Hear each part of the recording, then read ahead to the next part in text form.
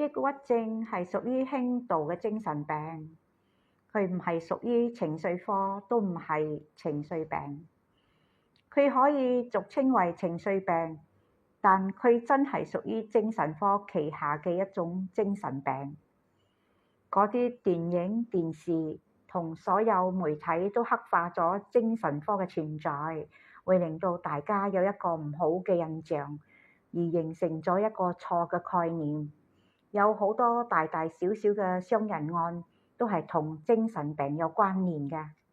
由古至今，有好多殺人狂都喺精神病記錄上。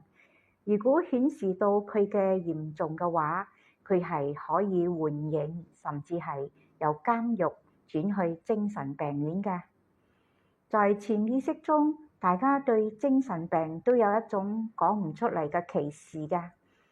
我哋都睇到有啲精神病患係會攞刀劈友，大家嘅誤解混合咗社會上嘅交代唔係好清晰，形成咗一個困局喺入邊。到底入精神病嘅病人係咪都係唔正常嘅呢？其實係按照佢哋嘅嚴重性嚟分類嘅，就睇佢有冇自殺嘅傾向。有冇襲擊人嘅行為，就必須要個別隔離。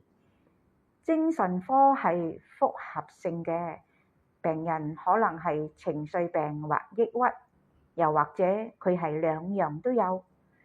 精神病唔似一個傷口，係比較唔容易確定病人嘅嚴重程度同康復程度㗎，因為佢係隨時會病發嘅。